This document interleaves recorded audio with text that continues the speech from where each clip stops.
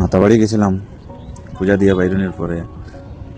মন্দিরের বাইরে অনেক দোকান, এই দোকানে পূজার সামগ্রী সব কিছু পাওয়া যায়। যার যারই পছন্দ মতে দোকানে ঢুকে জিনিসপত্র সব কিছু কিনে পূজা দেওয়া যায়। আমি পূজা দেওয়ার বাইরে পরে আমি এলাম, একটা ভিডিও করলাম। বাইরে মনে করলাম যাইমো, একটু কাকুয়ে কইলা চলো তোমরা নির্মহল দেখাই জানি। চলো একটু ভিডিও করলে তারপর আপনার গাড়িতে যাইমো। আমরা পরে স্টার্ট করলাম ভিডিও করা। বহুত সুন্দর, এখানে প্রসিদ্ধ কিন্তু সত্যি প্রসাদ পেড়া। মাতাবাড়ির পেড়া যে খায় ভবিষ্যতে সবসময় মনে রাখবো যে পেড়া খাইছি। তারপর ভিডিও করার পরে লাস্ট আমি আগে রওনা করলাম কাকুর গাড়িতে নির্মহল দেখতে। এই যে আমরা সবাই নির্মল দেখতে, আমার মেয়ে বউ ঘুমাই গেছে। নির্মল পৌঁছার পথে এখন। এই যে নির্মল পৌঁছে গেছি, এখান থেকে টিকিট নেব।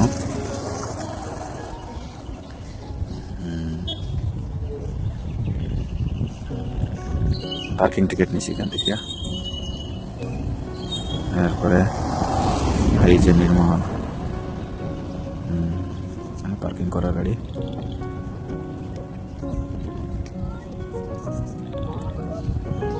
অনেক সুন্দর দেখতে, বৃষ্টি পড়ছিল এই দিন।